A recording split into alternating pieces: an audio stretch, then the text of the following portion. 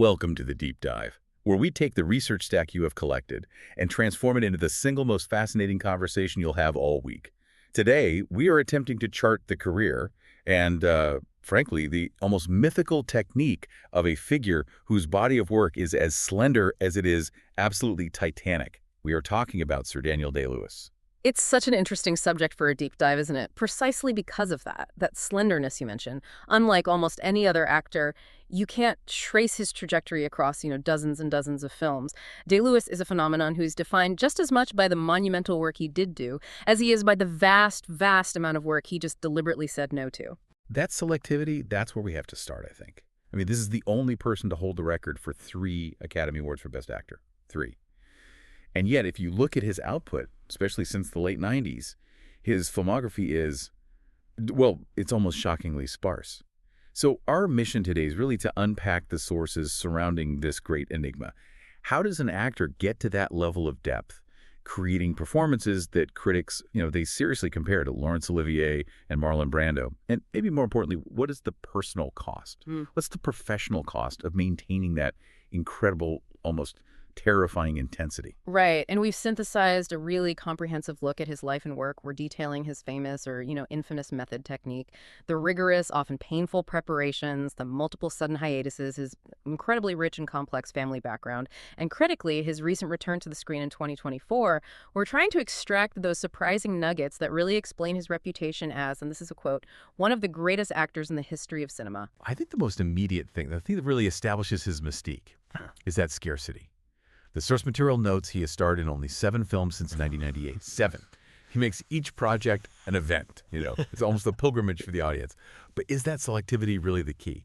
Or is it a necessary defense mechanism against the incredible physical and psychological demands of his roles? I mean, if he committed that deeply to every script he was offered, he wouldn't survive the year. I think it has to be a defensive necessity. It creates this kind of natural barrier, doesn't it? The anticipation around a new Daniel Day-Lewis role is something no other working actor can quite match.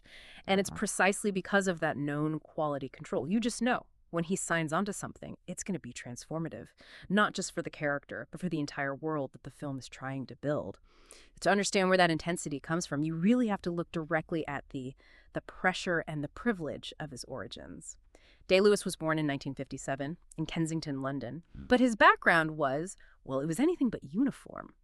He had this incredibly layered and artistic pedigree, a fusion of 2 powerful but very, very different cultural worlds.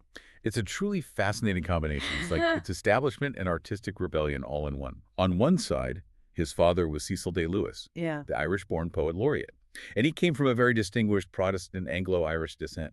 Right. And then on his mother's side, you have Jill Balcon, an actress who brought a completely different history to the table. She was of Ashkenazi Jewish descent, with ancestors who'd immigrated from Latvia and Poland in the late 19th century. So that complex heritage, it provided a foundation that was, on the one hand, privileged, but also surprisingly highly scrutinized from a very early age. And the sources also point out just the sheer weight of his maternal grandfather's achievements. I mean, this is huge. Jill Balcon's father, so Daniel's grandfather, was Sir Michael Balcon, the legendary head of Ealing Studios, who was just instrumental in developing the early British film industry. And the scale of that influence is still recognized every single year. The BAFTA for Outstanding Contribution to British Cinema is presented in his honor. So this legacy isn't just some abstract thing in the family history. Both his father, the Poet Laureate, and his grandfather, the film titan, were awarded English Heritage Blue plaques. For anyone listening who doesn't know, those are the official permanent markers on famous historical residences all over London. That is a heavy, public, and just, inescapable artistic legacy to inherit. It sets a very, very high bar for success. It absolutely does. And living under that kind of artistic shadow must create its own pressures, for sure. But the sources suggest his first exposure to performance, his first real acting, didn't come from this artistic world at all. It came as a pure survival mechanism, which is a key nugget for understanding his later technique. Right. So he grew up in Greenwich. They moved there when he was 2, and he had to deal with tough local kids.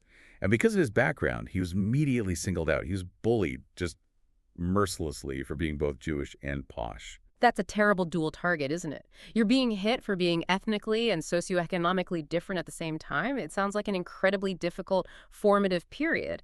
And his response wasn't, it wasn't brute force, it was chameleon-like adaptation, a form of active evasion. He realized that to survive, he needed to essentially become invisible, to blend in perfectly. And this is it. The sources credit this very early attempt, him mastering the local accent and mannerisms of those tough South London kids, as his first convincing performance. This is a psychological masterstroke, really. He didn't just learn an accent. He learned how to substitute his identity for another, more powerful one, just so he could walk home safely. And that flawlessly executed imitation, it served as evasion, a protective shell. It perfectly foreshadows the method approach we see decades later, doesn't it?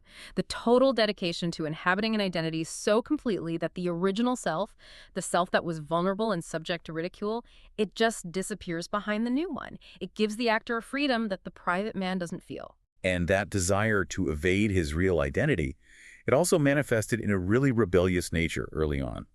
The sources describe him as a disorderly character in his younger years, often in trouble for things like shoplifting and other petty crimes.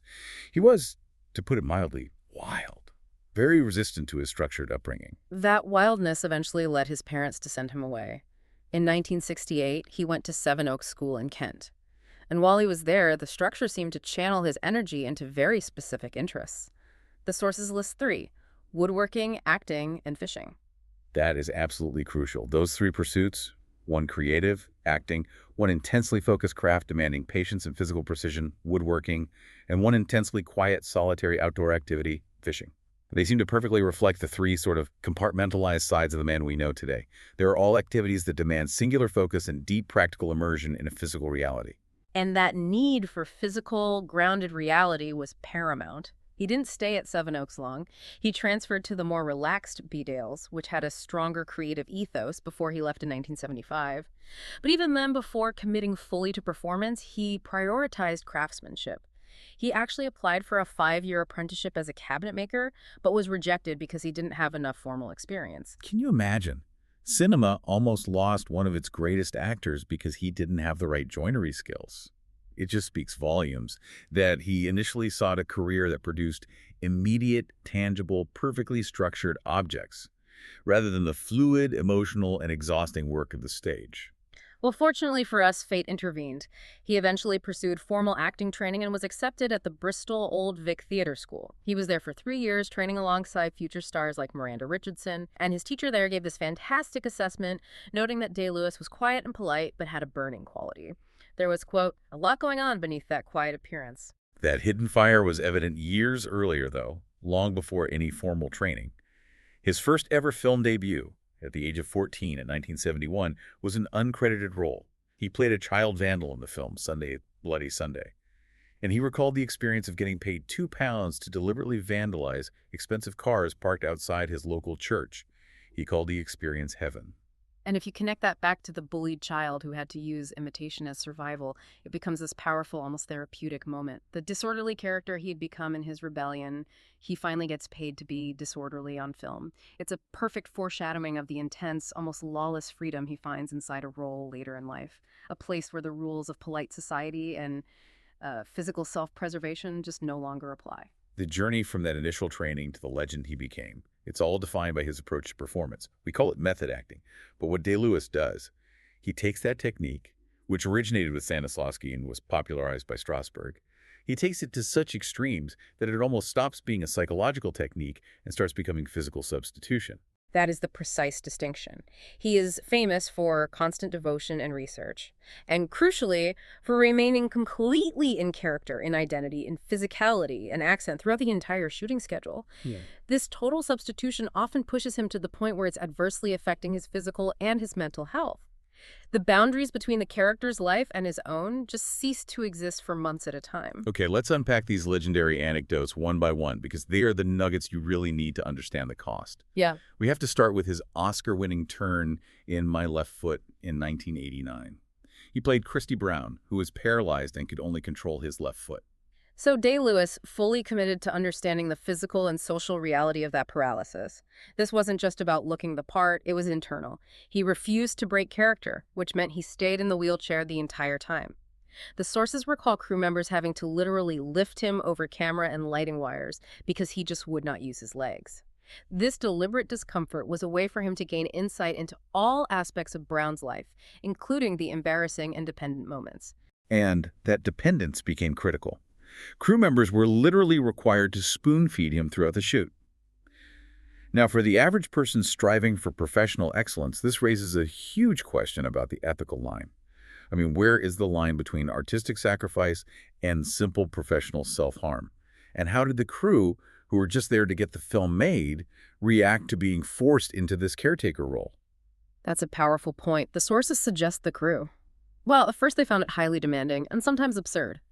But they quickly understood that to maintain the integrity of the character's reality and thus the quality of the performance, they had to participate in his method. Day-Lewis wasn't doing it to be difficult. He was doing it to experience the character's profound vulnerability. If he stood up to grab a sandwich, the entire psychological framework of the performance would just collapse. There was also that long-running rumor that he actually broke 2 ribs from maintaining that intensely hunched-over position in the wheelchair for weeks. Now, he later denied the specific broken ribs in 2013, but the fact that the rumor was entirely plausible shows just how high the bar for sacrifice had been set. The myth reinforces the reality that his technique demands physical injury. And this kind of psychological and physical discipline just continued. Years later, with In the Name of the Father, in 1993, he played Jerry Conlon, one of the wrongly convicted Guildford Four. And here, the devotion was less about physical restriction and more about psychological degradation. The dedication was just absolute. He lost 30 pounds, which is about 14 kilograms, living only on prison rations, and he maintained the Northern Irish accent, both on and offset, for the entire shoot. But the truly fascinating, deeply uncomfortable detail is how he went about recreating the prison environment's emotional climate. He spent long periods confined alone in a cell on the set, and he insisted. He insisted that the crew members throw cold water at him and verbally abuse him, mimicking the abuse Conlon suffered. That's a total obliteration of the professional barrier. Why would he insist on that? It just speaks to a pursuit of authenticity that requires the suffering to be real, not just imagined. It's not just acting. It's a process of psychological stripping away, forcing him to embody the raw, terrified state of a wrongly imprisoned man. Yeah. He wants the trauma because the character had the trauma. Right. And then moving from physical constraint and psychological duress, we look at his development of these highly specific, grounded skills. For the boxer in 1997, where he's playing a former IRA member and amateur boxer, he didn't just train lightly. He trained for weeks with the former world champion Barry McGuigan, who felt Day-Lewis was good enough to actually turn professional. That single comment, that he could have been a professional boxer, that tells you everything you need to know about his preparation. But that level of pursuit, of course, led to real-world injuries. A broken nose, a damaged disc in his lower back. Again, the body becomes a casualty of the character. Now let's talk about environment and mindset, the total world building. For The Last of the Mohicans in 1992, Day-Lewis went deep into the 18th century frontier lifestyle. He needed to inhabit the reality of Nathaniel Hawkeye Poe. Okay, so let's break this down. He underwent rigorous weight training, sure, but more importantly, he learned to live entirely off the land. This included camping, hunting, and fishing. He actually made canoes by hand, which goes right back to those woodworking interests. And to maintain the character's immediate physical identity, he carried a long rifle with him at all times during the entire shooting schedule. Whether he was walking to lunch or just relaxing between takes, he was connected to the instrument of his character's survival. Then you have this complete jarring shift in atmosphere for The Age of Innocence in 1993, Scorsese's delicate Gilded Age drama. To prepare for the role of Newland Archer, an 1870s aristocratic gentleman, he wore full-period, attire-top hat, cane, cape, the whole thing, while just walking around modern New York City for 2 months. It's anachronism used as immersion. He forced the modern world to recoil from his historical reality. And this creates a fascinating internal tension. He's perfectly prepared for an 1870s drawing room, but he has to carry the awareness of a 1990s street every time he steps outside his hotel. That constant, subtle friction, it fuels the character's sense of being a man out of time. His dedication to period accuracy reached a crisis point on the set of Gangs of New York in 2002. He played the iconic Bill the Butcher. And to prepare, he hired circus performers to teach him knife throwing, another highly specific, grounded skill. During filming, the environment was harsh, and he was diagnosed with pneumonia. But here is the key, and this is where his whole system of priorities is just laid bare. He refused to wear a warmer, modern coat despite having pneumonia because it was not period appropriate for the 1860s 5-point setting. That single choice refusing medical advice and endangering his life to maintain the historical integrity of a coat, that perfectly encapsulates his approach. He resisted seeking medical treatment until he was eventually, persuaded to get help by the production. The integrity of the character's reality comes before the physical well-being of the actor. We should also touch on The Unbearable Lightness of Being from 1988, where he played a Czech surgeon. The shoot lasted 8 months, and not only did he maintain character constantly, but he also learned Czech for the role. That effort suggests that for him, the character's internal landscape is inseparable from their native language and their cultural reality. All this intensity, it eventually led to a very public and dramatic breaking point. It was in 1989, during production of Hamlet at the National Theatre. This was significantly his final professional appearance on stage. He collapsed mid-performance. During the critical scene where the ghost of Hamlet's father appears, Day-Lewis began sobbing uncontrollably and just refused to go back on stage. The production had to replace him. Officially, the incident was attributed to exhaustion, which seems highly plausible given his known schedule. But Day-Lewis later gave a far more profound and disturbing explanation.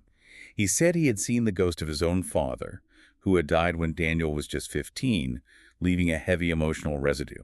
Now, he later clarified this was more of a metaphor than a hallucination, explaining that if you're working on a play like Hamlet, you have to explore everything through your own raw, personal experience. But this incident forces a critical question.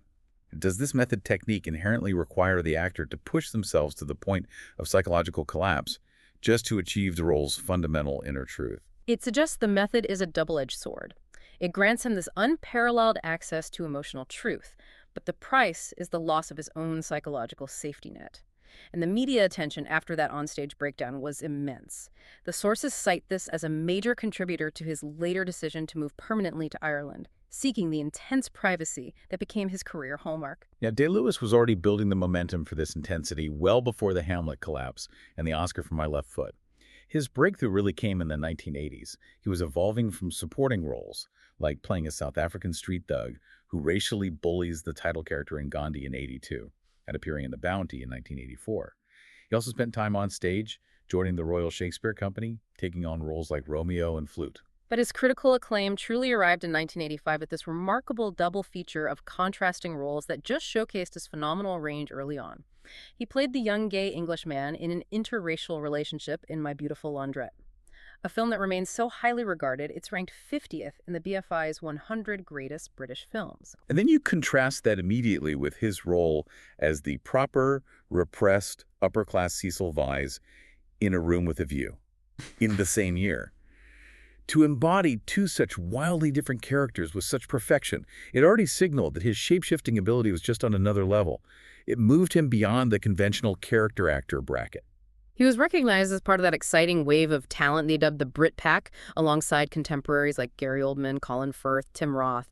But unlike many of them, his commitment was quickly proving to be on a trajectory entirely its own, culminating, of course, in that first Academy Award for Best Actor for My Left Foot in 1989. And that Oscar win led directly to the first Great Disappearing Act, or what the sources call his first semi-retirement. From 1997 to 2000, following the release of The Boxer, he just vanished from cinema.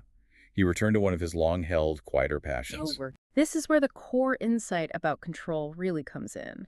It wasn't just a relaxing break. It was a shift of the same intense perfectionist focus onto another meticulous, highly structured craft. He moved to Florence, in Italy, and apprenticed as a shoemaker with Stefano Bemmer. And for 3 years, his whereabouts and activities were kept deliberately private. What's so fascinating here is the comparison between the disciplines. Acting, especially his kind of method acting, it requires constant vulnerability, emotional exposure, and it relies entirely on other people, the director, the crew, the audience, for its final form. Shoemaking, or cabinet making, offers the complete antithesis: total control, immediate tangible results, and a singular relationship between the craftsman and the material. For an artist who pushes himself to such self-destructive lengths, seeking the grounded, immediate reality of a physical craft seems like a vital, almost restorative counterbalance. It provides the focus without the emotional drain. It's the structured reality he seeks, but one he can fully dominate. It's the perfect environment for a man dedicated to deep, singular focus, who also desperately seeks evasion from public scrutiny. But you can't keep that kind of talent locked in a Florentine workshop forever. His return to film was prompted by the director, who understood him best. Martin Scorsese for Gangs of New York in 2002. This earned him his third Oscar nomination and marked the beginning of his late career collaborations that really cemented his legend. His second Oscar win came a few years later in 2007 for his iconic portrayal of the ruthless oil tycoon Daniel Plainview in Paul Thomas Anderson's terrifying epic There Will Be Blood. This was a really significant achievement because in winning, he joined Marlon Brando and Jack Nicholson as the only Best Actor winners to get an Oscar in 2 non-consecutive decades. It just demonstrates his consistent, if rare, peak performance. And the ultimate expression of his method, the peak of his career, came with the third Academy Award for Best Actor, which he won for playing Abraham Lincoln in Steven Spielberg's 2012 biopic, Lincoln. This made him the first actor ever to receive 3 Best Actor Oscars, setting a standard that is unlikely to be matched anytime soon. The preparation for Lincoln was legendary, even by his own impossible standards. He requested a full year to prepare. And in that time, he reportedly read over 100 books on the 16th president, delving into everything from biographies to historical analyses, meticulously seeking not just the facts, but the man's internal rhythm and his philosophical core. And that meticulous preparation extended to his physical and vocal presence. He worked to achieve a profound physical likeness, but the most intense commitment was vocal. He spoke in Lincoln's distinct, higher-pitched, and often unexpected voice, a voice historical documents describe throughout the entire shoot. He was so committed to this substitution that he asked the British crew members who shared his native accent not to chat with him casually. He had to maintain the American 19th century bubble around him, eliminating any hint of the modern world or his own identity that might pierce the illusion. Spielberg, the director who orchestrated this, he reflected on that process, saying, "I never once liked the gift horse in the mouth. I never asked Daniel about his process. I didn't want to know." It sounds like everyone on set just understood that the magic required maintaining the sanctity of the character's reality, treating Day-Lewis less like a colleague and more like a historical artifact that needed preservation. Right. And this rigorous selectivity and commitment are why the critic David Pollan compared him to Olivier in his prime, emphasizing that Day-Lewis's low output means his movies automatically turn into events. Following his final Paul Thomas Anderson collaboration, Phantom Thread in 2017, where he played the meticulous, controlling dressmaker Reynolds Woodcock, Day-Lewis announced his retirement again, stating profoundly and quite heartbreakingly, "I need to believe in the value of what I'm doing. Lately, it isn't." That statement just encapsulates the entire tension of his career, doesn't it? The immense emotional and intellectual capital required for him to commit to a role had simply dried up. When the pursuit of perfect substitution stops being valuable enough to justify the cost, the work has to stop. But the story doesn't end in retirement. After a 7-year absence, we have to note the unexpected commanding return. In 2024, it was announced he starred in and co-wrote Anemone, directed by his son Ronan Day-Lewis. The film premiered in 2025 and was lauded by critics as a commanding return. It seems the retirement was temporary, proving that the artistic itch, especially when tied to the next generation of his family, was finally irresistible. Given the intense, total immersion he demands for his characters, it makes perfect sense that he guards his real life so fiercely. The sources describe his private existence as a lifelong study in evasion, much like his childhood performance of the local accent. The real Daniel Day-Lewis is far less accessible than Christy Brown or Bill the Butcher. He rarely grants interviews, avoids public appearances unless he's promoting a project, and even then, his interviews are often intensely focused on the work rather than the man.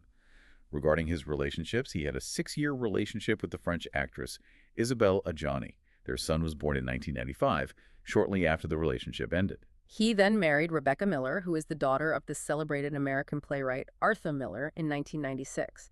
And interestingly, they met while he was working on the film adaptation of her father's legendary play, The Crucible. The connection between his personal life and his intense literary interests is just undeniable. They have 2 sons together and divide their time between homes in Manhattan and Anemone, Ireland. That brings us to his geography and his formal status. He holds dual British and Irish citizenship since 1993, which reflects his roots. His father was Irish-born. Although he famously stated, "I think of England as my country," he made the deliberate decision to move to Ireland in the mid-1990s. And he's maintained his primary home in Anemone since 1997, largely due to the intense, intrusive media attention he faced in England. Moving to Ireland was another layer of privacy protection. It allowed him to keep the sanctity of his private life intact, which is clearly essential for an actor who needs to totally shed his self for months at a time. The constant scrutiny of celebrity would make that process nearly impossible. There's a wonderful moment that contrasts his intense commitment to his craft with his sense of humor about the establishment. Back in 2008, when he won his second Oscar, Helen Mirren was presenting. She'd recently won for playing Queen Elizabeth II, and she playfully tapped him on each shoulder with the Oscar statuette. He quipped immediately, "That's the closest I'll come to ever getting a knighthood." That witty prophecy came true surprisingly quickly. He was appointed a Knight Bachelor in the 2014 Birthday Honors for services to drama. And for listeners less familiar with the British honor system, a Knight Bachelor is the highest non-hereditary honor. It grants him the title of Sir. He was formally knighted by Prince William, the Duke of Cambridge, at Buckingham Palace. He also uses his stature constructively in the arts world. He serves as an ambassador for the Lear Academy, a new drama school at Trinity College, Dublin. So he's actively investing in the next generation of focused performers. And beyond his craft, he has used his platform for specific philanthropic and political causes. He applies the same intense observational skills he uses for acting research to humanitarian issues. One of the notable examples is his visit to the Gaza Strip in 2005 with the charity Médecins Sans Frontières, Doctors Without Borders. To maintain strict impartiality here, we just have to convey the content of the sources regarding this visit. He openly criticized the occupation, describing it, based on his observations, as a state of apartheid. He wrote a detailed piece that was published in the Sunday Times where he documented the conditions, including references to home demolitions, checkpoint procedures, and the profound psychological impact on the residents. Crucially, the sources emphasize that his report included his direct observation. In the Gaza Strip, the Israeli army reacts to stone throwing with bullets. This shows an intense willingness to apply his deep curiosity and observational skills, the same skills he uses to map out the interior life of Lincoln or Bill the Butcher to real-world, highly charged situations. It just underscores the sincerity of his commitment to understanding human experience, whether it's fictional or real. He's also deeply involved in literary preservation, which connects right back to his family legacy. He serves as the honorary president of the Poetry Archive, a UK charity, and is a patron of the Wilfred Owen Association, which has deep roots through his parents.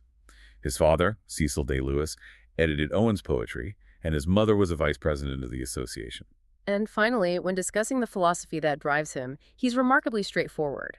Asked about his religious beliefs, he cuts through all the complexity of his background by describing himself simply as a die-hard agnostic. So if we synthesize everything we've learned about Daniel Day-Lewis, what emerges is this profound and beautiful paradox. This is a man whose method requires him to risk his own health-suffering pneumonia because of a costume, needing to be spoon-fed, putting his body through rigorous physical transformations, all to fully inhabit another person. Yet he only appears for roles that demand this total commitment.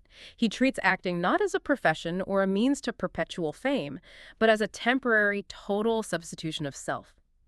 Michael Simpkins remarked that Day-Lewis is, by common consent, a class apart, meaning even his peers agree that he operates on a completely different plane of dedication. And the legacy is that enduring debate over his standing as the greatest actor of all time.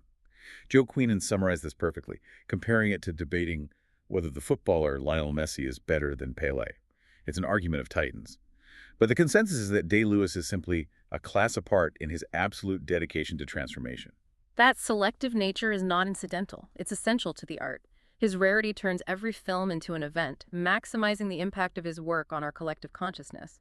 We treasure the performance precisely because we know the actor suffered to bring it to us. This brings us back to the psychological root of his method.